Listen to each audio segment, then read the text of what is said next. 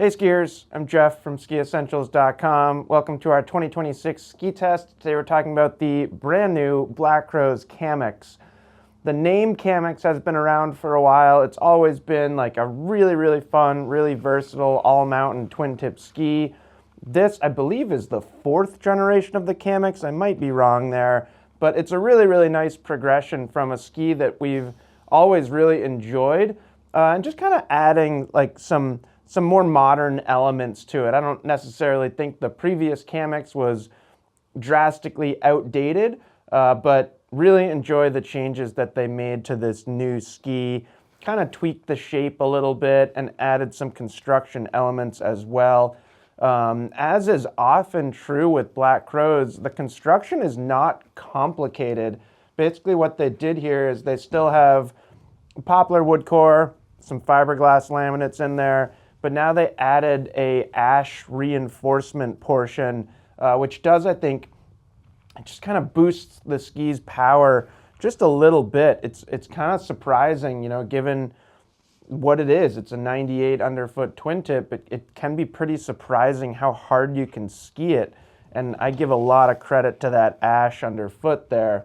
Kind of interestingly, they also put like a partial cap on this ski, which I think is nice. I actually think with the flex pattern and the build here, if you had just true vertical sidewalls, it could end up being like a little bit harsh. And I love the way that it wraps around the entire ski, like the way that the tips and tails are just very slightly beveled from the top sheet is really nice. And I have always enjoyed and appreciated Black Rose finish quality, and I think this is a really good example. We've got a 182.1 centimeter length here. And of course, the scale just turned off on me.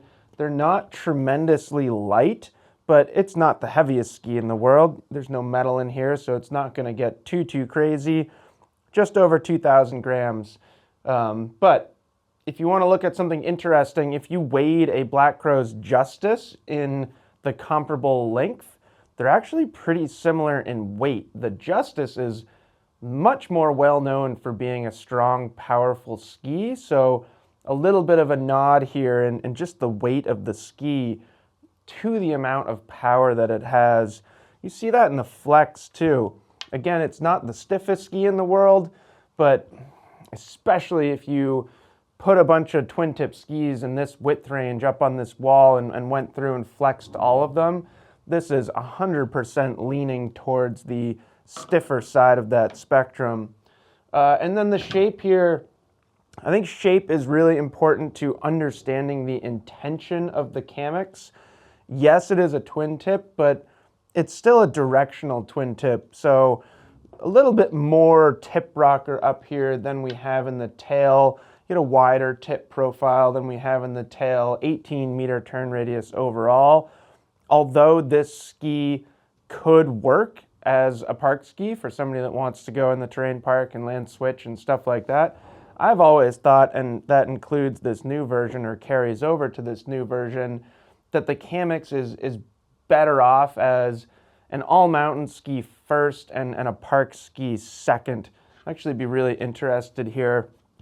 I don't remember exactly where this falls.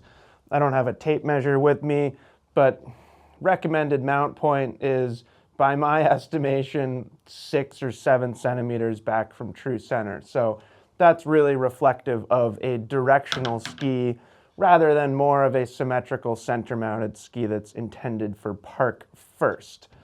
So great ski. Love the changes that they made to it. I thought the previous ski was pretty darn strong too, but I do think they upped the power just a little bit in this Camox. We had quite a few people on it in our 3-day ski test event. We were also really lucky that outside of that 3-day event, we had the Camox here internally in a couple different lengths for a while, and were able to really put it to the test. And yeah, it's a really fun ski. On a groomer, to me, it feels pretty darn intuitive. I really like this new tip shape. It's a little bit wider, or at least feels like it pulls you into a turn a little bit better than the previous ski did. We often found that previous Camox really liked shorter, more skidded turns. It did that really, really well. And to me, if anything, this new ski feels a little bit rounder, and you can push it pretty darn hard, which is impressive. You get a lot of support right from this portion of the ski. Obviously, there's tons of other things on the market, including tons of skis from Black Crows that are more geared or more focused for groomer performance, but all things considered, the Camox is quite good.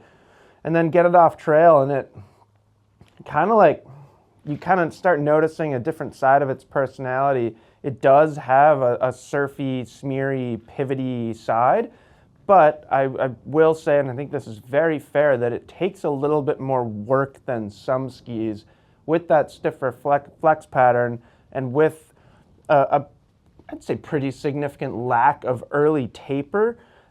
You got to work on it a little bit to get it to really feel quick and agile. But I think given what the Camox has always been, what it's intended for, the types of skiers who should be on it, I think that's totally fine. And you did see some of that reflected in scores from our ski test. I was kind of surprised because you saw a couple lower scores in certain criteria and overall impression. And those people typically said something like, well, that's a lot of ski. And that's something that you have to consider. If you want a super soft flexing, like ultra playful twin tip, you're probably better off going in a different direction. But if you want a supportive ski, a certain amount of strength in your ski, a stiff flex pattern that you can push and feel supported, then I think you're gonna love the Camox. So that's it. Really cool changes to kind of an iconic ski at this point. That is the Black Crows Camox. Let us know if you have any questions about it, and we will see you out there on the slopes.